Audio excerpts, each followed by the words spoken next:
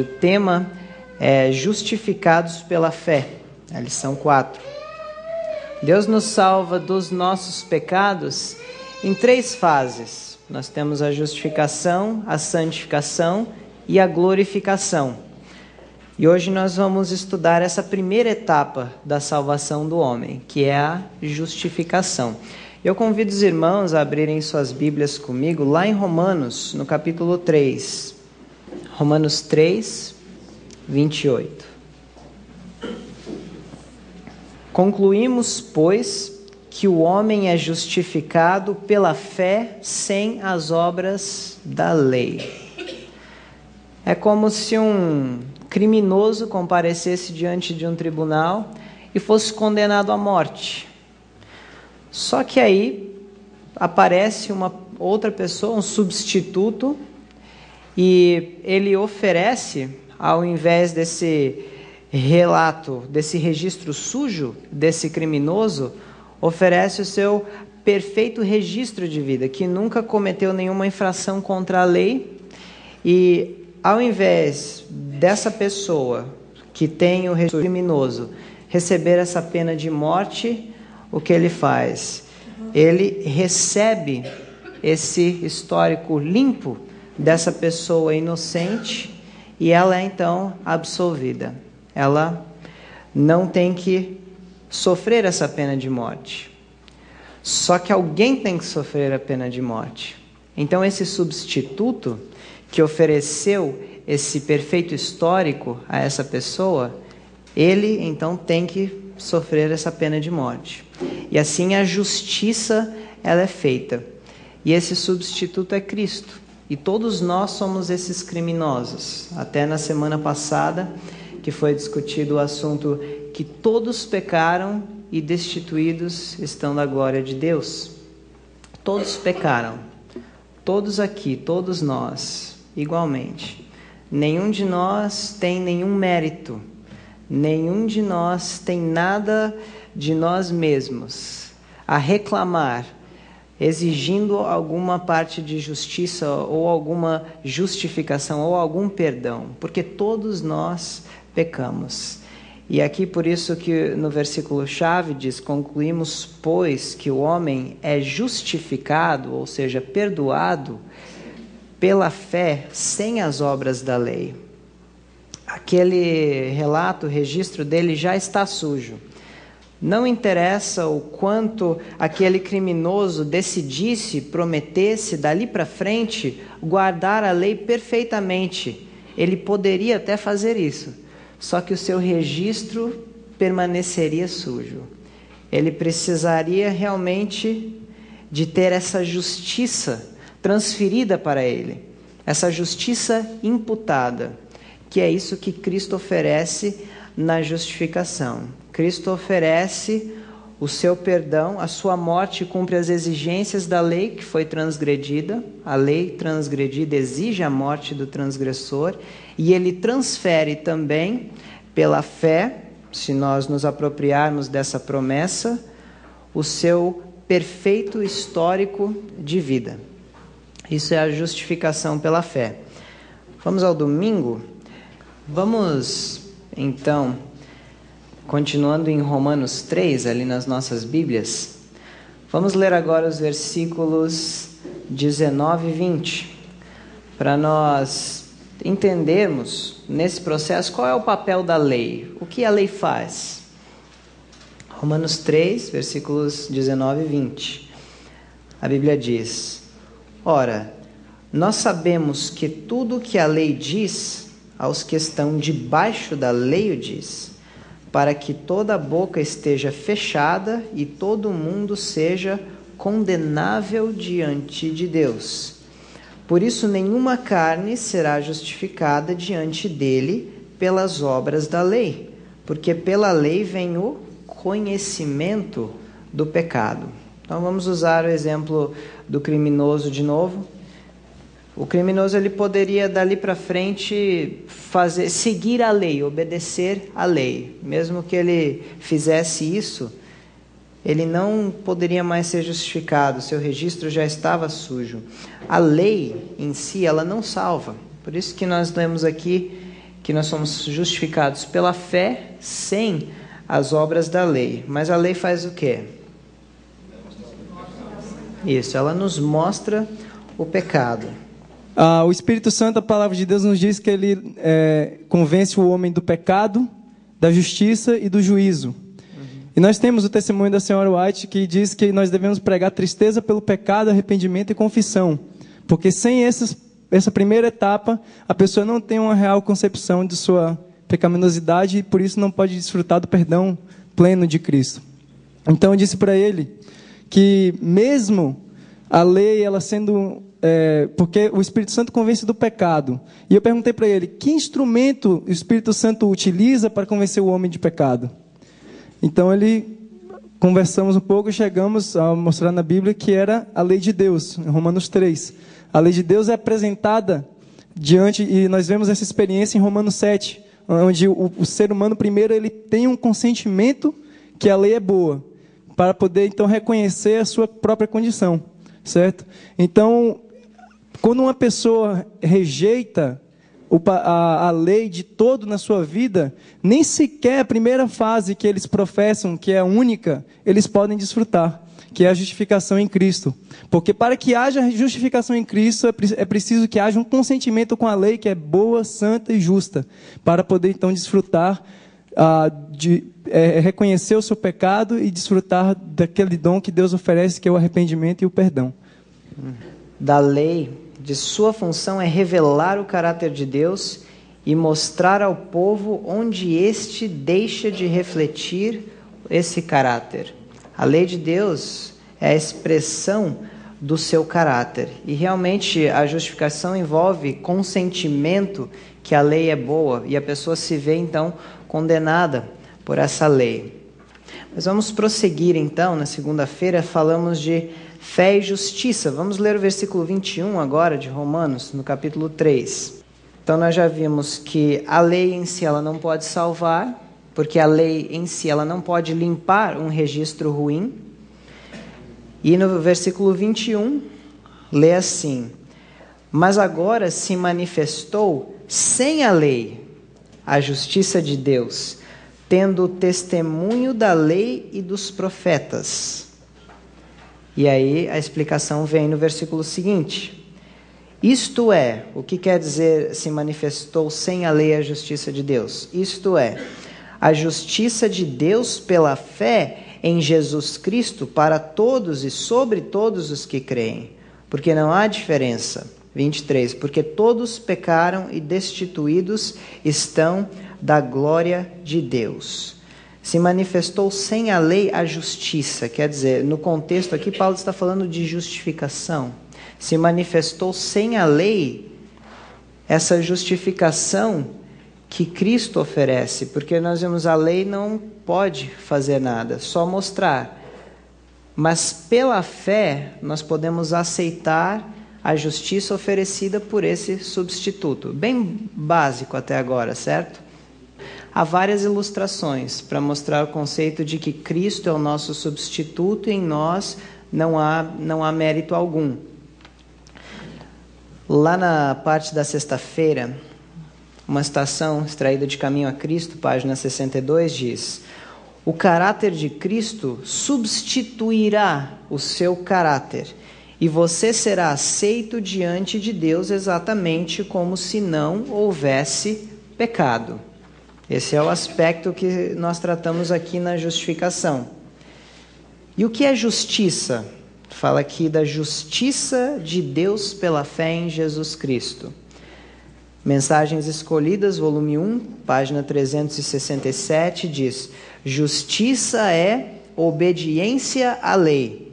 A lei requer justiça e esta o pecador deve à lei. Nós temos uma dívida, mas ele é incapaz de apresentá-la.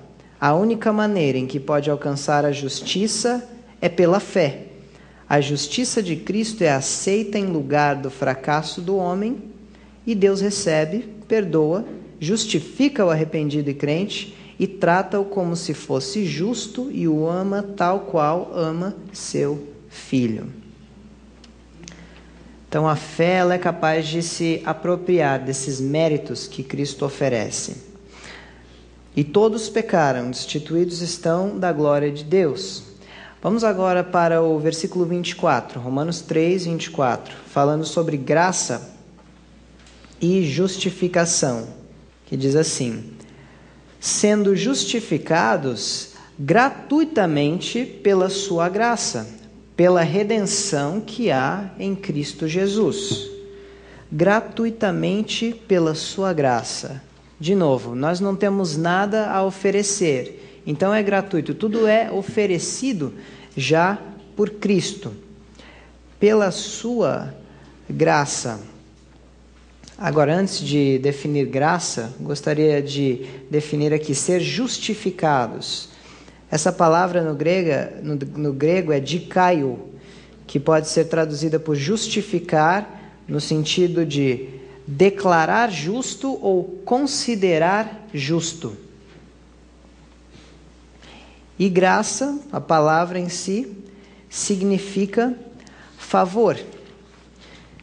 E no espírito de profecia temos também uma outra definição que diz assim, na verdade é concordando com essa, Mensagens Escolhidas, volume 1, nas páginas 331 e 332, que diz assim: graça é favor imerecido.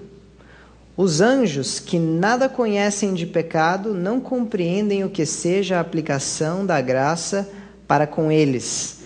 Mas nossa pecaminosidade requer a concessão da graça por parte de um Deus misericordioso. Vocês já pensaram nisso?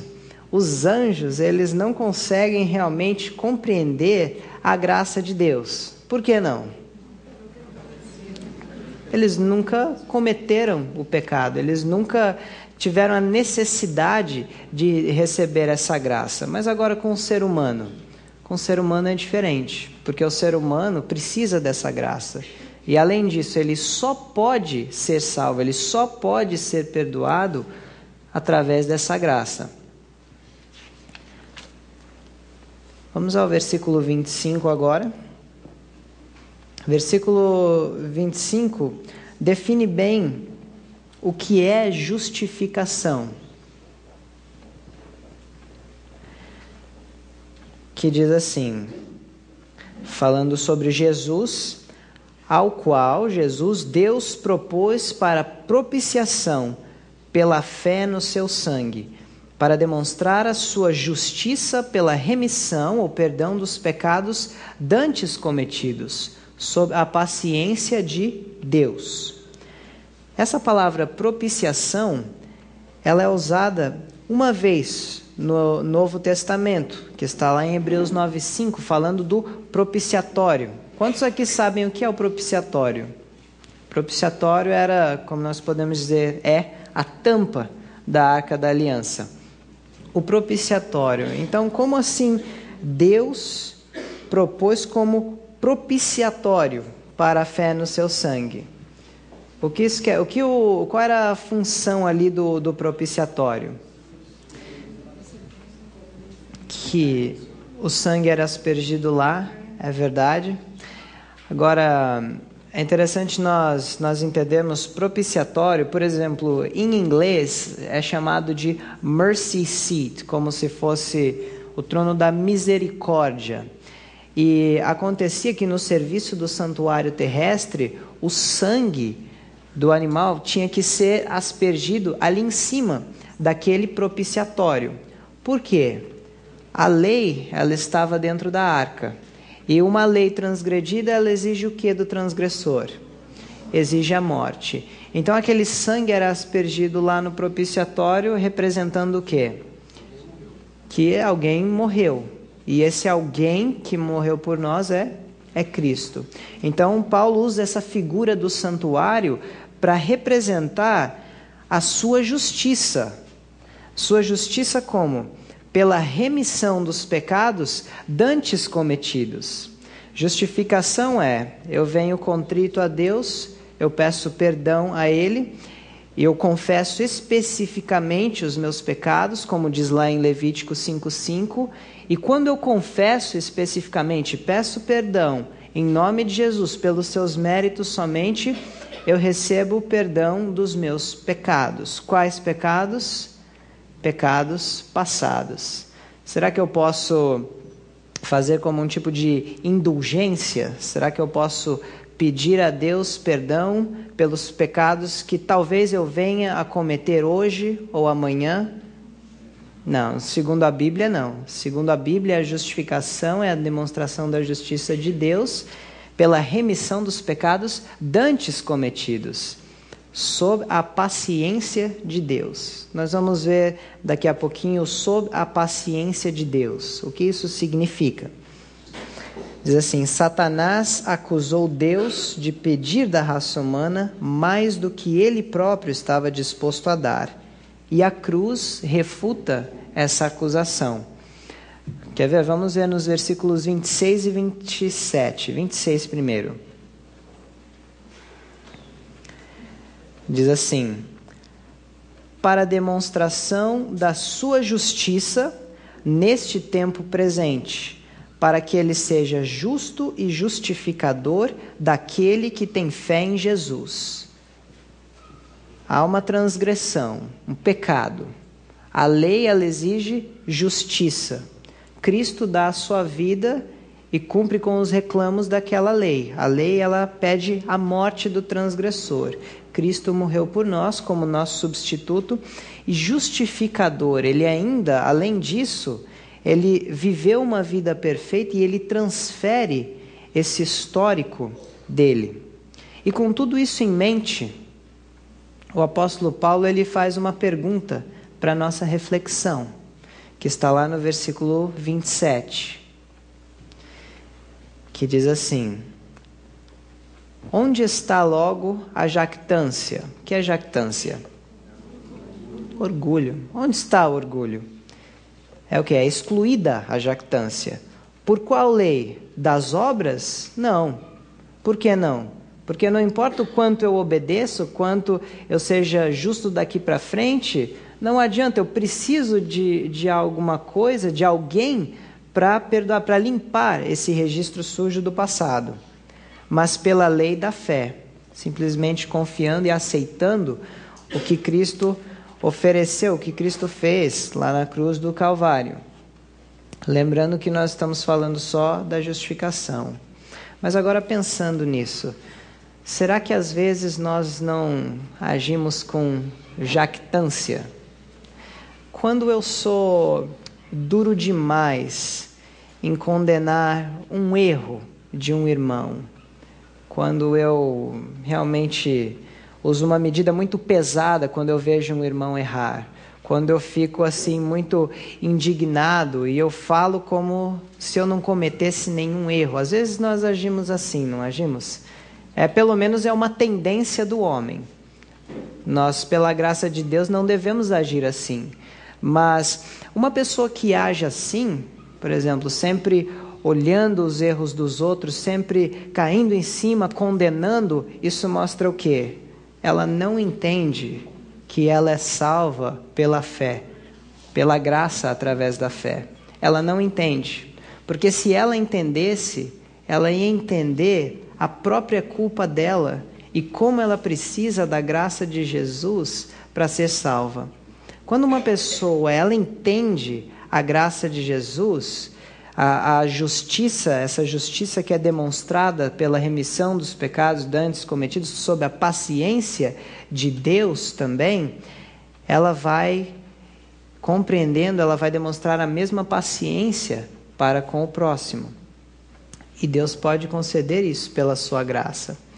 Então, talvez se eu sou um pouco jactancioso, se às vezes eu me orgulho no meu coração de, talvez pelos padrões humanos, eu parecer estar um pouco acima de tal irmão X, irmão Y, isso significa que eu tenho que entender que eu sou salvo pela graça, mediante a fé, e não pelas obras. Vocês conseguem ver que a salvação pelas obras, elas podem abranger muito. Talvez muitos de nós cremos em salvação pelas obras e nem damos conta disso. Então, que Deus possa nos ajudar a refletir nesse assunto, que é unicamente pela graça de Cristo que nós podemos ser salvos. Versículo 28. Concluímos, pois, que o homem é justificado pela fé, sem as obras da lei. Agora, estamos falando muito de fé. Seria interessante nós definirmos também o que é a fé. Só ler algumas citações. Primeiros Escritos, página 72, nos diz: a fé apreende e suplica a bênção prometida antes que esta se realize e a experimentemos. A fé é uma maravilha, ela é o veículo. Por exemplo, quando você se ajoelha e pede perdão, vamos supor que eu falei de forma dura demais com o meu irmão, certo? Aí eu me arrependi, eu vou pedir perdão a Deus. Agora, depois que eu pedir perdão a Deus, eu não vejo assim nada físico acontecer. Às vezes, não é verdade, não é isso que acontece. Às vezes você não sente que foi perdoado. Não acontece isso às vezes?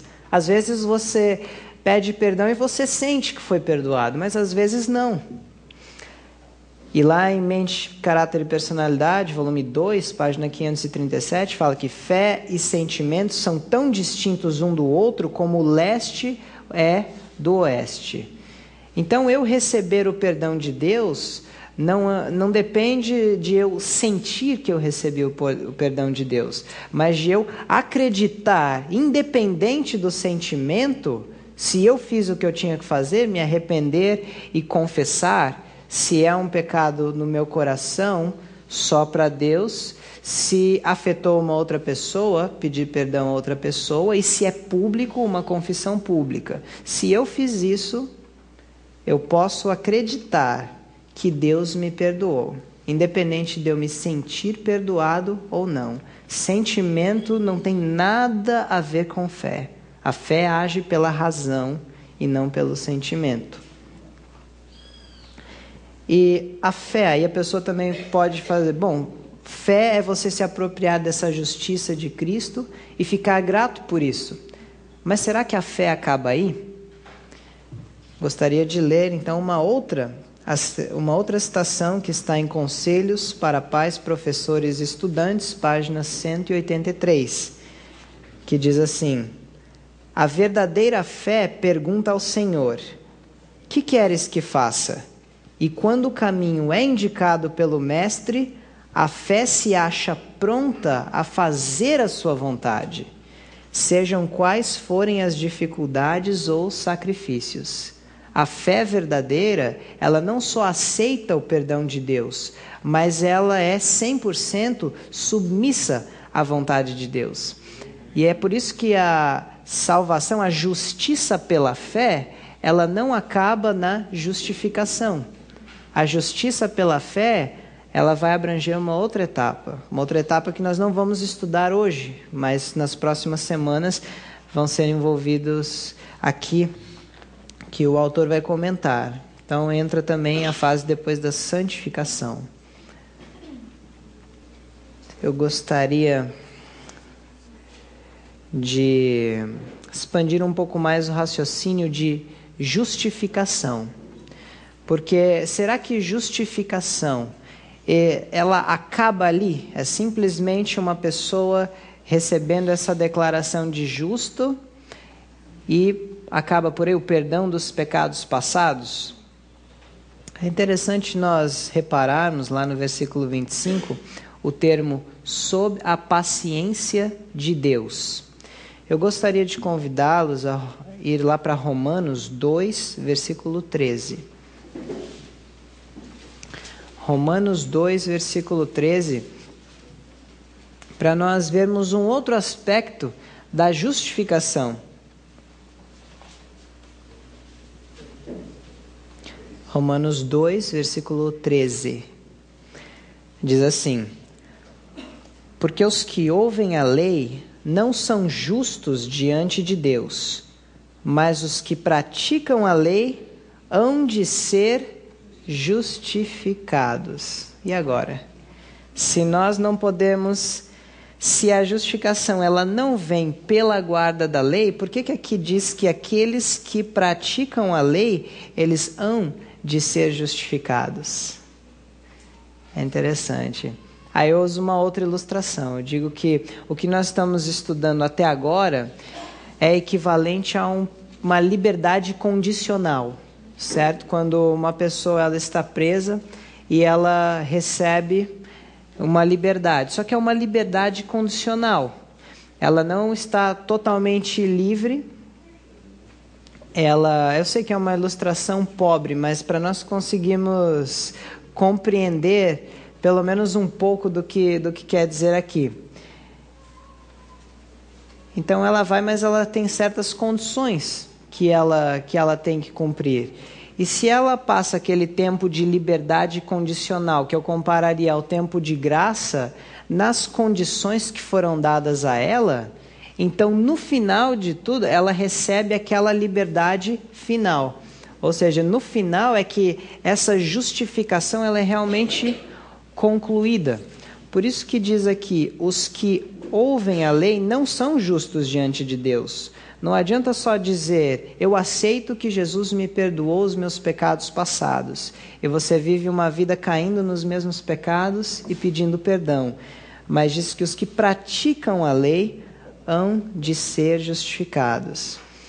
Eu gostaria de concluir analisando uma parábola para nós entendermos melhor esse conceito, que está lá em Lucas, no capítulo 13.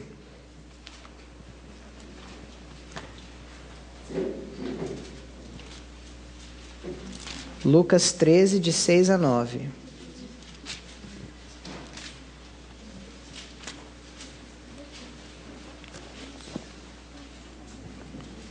Que é a parábola da figueira infrutífera.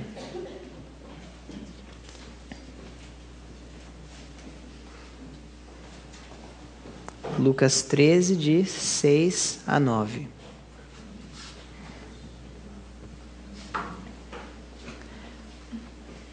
Que nos diz: e dizia esta parábola: um certo homem tinha uma figueira plantada na sua vinha, e foi procurar nela fruto, não o achando, e disse ao vinhateiro: eis que há 3 anos venho procurar fruto nesta figueira, e não o acho. Corta, porque ocupa ainda a terra inutilmente. E respondendo ele, disse-lhe: Senhor, deixa este ano, até que eu a escave e a esterque. E se der fruto, ficará, e se não, depois a mandará cortar. Essa parábola ela ilustra perfeitamente o que é justificação pela fé. Vamos lá. Há um certo homem, Deus. Ele tem uma figueira plantada. Deus tem um povo, a raça humana, e vai procurar nela fruto e não acha. E aí ele fala: há 3 anos venho procurar fruto nessa figueira e não o acho. Vamos dizer que o fruto é a perfeita obediência à lei de Deus. Só que quando Deus olha para o homem, ele vê transgressão. Todos pecaram e destituídos estão da glória de Deus. E então ele fala: corta, porque ainda ocupa a terra inutilmente. Ou seja, pecou. A lei, ela exige a morte do pecador. Se fosse assim, se nós parássemos aí nessa primeira parte de cortar a figueira, já não teria ninguém aqui nessa terra hoje. Todos nós estaríamos mortos. A justiça, Deus poderia ter feito justiça, assim, no aspecto cru, simplesmente eliminando a raça humana. Mas aí nós sabemos que envolve toda a questão do grande conflito, as acusações de Satanás, e Deus no final iria sair como injusto, ainda no fim das contas, como um Deus não misericordioso. Mas olha só o que o vinhateiro diz. Esse vinhateiro, ele é Jesus. Diz assim, no versículo 8: Senhor, deixa este ano, até que eu a escave e a esterque. Esse ano é o período de graça que Deus concede para cada um de nós.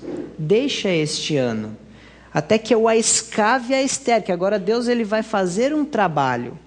Ele não só imputa a sua justiça, quer dizer, depositando esse crédito na nossa conta, mas ele comunica a sua justiça, que é a santificação, a adaptação para o céu, que é o escavar, o estercar. Ele trabalha a terra, ele vai tentar fazer com que essa figueira produza frutos. E aí no final, no versículo 9 diz: e se der fruto, quer dizer, se a obra da santificação for bem sucedida, ficará. E se não, depois a mandará cortar. Por isso que diz: os que ouvem a lei somente não serão justificadas, mas os que praticam a lei serão justificados. Para aquele que receber o perdão de Deus e consentir com essa transformação na sua vida, aí ele vai ser justificado no final. Quando o caso for encerrado, quando o seu caso for passado no julgamento, essa pessoa vai ser declarada, então, finalmente, de uma vez por todas, justa diante de Deus. Mais um comentário para nós encerrarmos. É rápido e é uma coisa assim que, como você colocou aí, a questão da obra completa que Deus faz, né? E eu acredito que existe um aspecto da justificação que para mim é o mais importante, que não deveria ser deixado de mencionar aqui, que nós possamos refletir a respeito disso, é que algo acontece na justificação que vai criar a conexão de todo esse plano de salvação, de restauração que Deus tem. Ou seja, é o link entre o perdão e a segunda fase, porque elas estão conectadas, elas não se desconectam, perdão. E esse link é o que acontece, que a palavra de Deus diz que aquilo que Ele fala, aquilo tem poder criador, certo? Então, nós vimos essa semana Salmo 33, verso 6 e verso 9. Aquilo que Deus diz e logo acontece. Então, quando Deus faz a declaração que alguém que está sendo justificado, esse é justo, né, declara justo, a palavra de Deus diz em Tito 1:2 que Deus não pode mentir. Então, no momento em que Ele declara, não é apenas uma declaração legal, mas Ele está fazendo com que uma transformação, e Romanos 6 descreve como uma nova criatura que surge a partir daquela declaração. E é essa transformação que vai criar o link para a experiência de santificação que o Eric acaba de mencionar. Deus cria novos gostos, novos desejos, novos impulsos, porque a compreensão do sacrifício que Cristo fez para justificar o homem e colocá-lo em uma nova vida, cria no coração da pessoa, através da gratidão e do amor que foi manifestado, o próprio amor. E aí nós vemos que esse novo coração que a pessoa recebe, já não tem o domínio do pecado sobre ela. Ela agora é uma pessoa liberta, e é por isso que Romanos 8,32 diz que ao conhecer a verdade liberta. E João 17,17 diz que a palavra santifica, né? Santifica pela tua palavra, e a tua palavra é a verdade. E nós vemos que algumas características desse novo nascimento estão descritas ali em Mateus 5. Ser manso, ser misericordioso, ter fome e sede de justiça, ou seja, a pessoa que nasce novamente, ela tem já o desejo, ela recebeu de Cristo nessa nova criatura, o desejo de buscar conhecer qual é a sua vontade e se harmonizar com ela. Então o processo de santificação está completamente dependente de uma verdadeira justificação, a justificação genuína. Obrigado. Vou encerrar com uma citação. Se encontra em Mensagens Escolhidas, volume 1, página 396, que diz, prestem atenção nessa, que essa é importante: ninguém pode crer com o coração para a justiça e obter justificação pela fé, enquanto continuar na prática das coisas que a palavra de Deus proíbe, ou enquanto negligenciar qualquer dever conhecido. Eu gostaria de terminar com uma pergunta. Olhando para o seu coração hoje, existe alguma prática que a palavra de Deus proíbe, que você tem constantemente praticado? Existe algum dever, alguma coisa que você sabe que tem que fazer e não faz e fica adiando. Se é esse o caso, que nós possamos, se é esse o meu caso também, que Deus possa abrir nossos olhos e que nós possamos resolver essas questões, pedir perdão a Deus e pedir a sua graça para que nós podemos viver uma vida vitoriosa em Cristo Jesus. Que Deus, um mérito, nenhum de nós tem nada de nós mesmos a reclamar, exigindo alguma parte de justiça ou alguma justificação ou algum perdão, porque todos nós pecamos. E aqui por isso que no versículo-chave diz: concluímos, pois, que o homem é justificado, ou seja, perdoado, pela fé, sem as obras da lei. Aquele relato, o registro dele já está sujo. Não interessa o quanto aquele criminoso decidisse, prometesse, dali para frente, guardar a lei perfeitamente. Ele poderia até fazer isso. Só que o seu registro permaneceria sujo. Ele precisaria realmente de ter essa justiça transferida para ele, essa justiça imputada, que é isso que Cristo oferece na justificação. Cristo oferece o seu perdão, a sua morte cumpre as exigências da lei, perfeito registro de vida, que nunca cometeu nenhuma infração contra a lei, e ao invés dessa pessoa que tem o registro criminoso receber essa pena de morte, o que ele faz? Ele recebe esse histórico limpo dessa pessoa inocente e ela é então absolvida. Ela não tem que sofrer essa pena de morte. Só que alguém tem que sofrer a pena de morte. Então esse substituto que ofereceu esse perfeito histórico a essa pessoa, ele então tem que sofrer essa pena de morte. E assim a justiça ela é feita. E esse substituto é Cristo. E todos nós somos esses criminosos. Até na semana passada, que foi discutido o assunto que todos pecaram e destituídos estão da glória de Deus. Todos pecaram. Todos aqui, todos nós, igualmente. Nenhum de nós tem nenhum... O tema é justificados pela fé. A lição 4. Deus nos salva dos nossos pecados em 3 fases. Nós temos a justificação, a santificação e a glorificação. E hoje nós vamos estudar essa primeira etapa da salvação do homem, que é a justificação. Eu convido os irmãos a abrirem suas Bíblias comigo lá em Romanos, no capítulo 3. Romanos 3, 28. Concluímos, pois, que o homem é justificado pela fé sem as obras da lei. É como se um criminoso comparecesse diante de um tribunal e fosse condenado à morte. Só que aí aparece uma outra pessoa, um substituto, e ele oferece, ao invés desse relato, desse registro sujo desse criminoso, oferece o seu, porque pela lei vem o conhecimento do pecado. Então vamos usar o exemplo do criminoso de novo.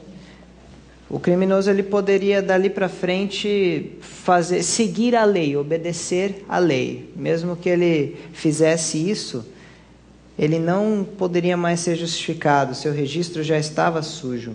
A lei em si, ela não salva. Por isso que nós lemos aqui que nós somos justificados pela fé sem as obras da lei. Mas a lei faz o quê?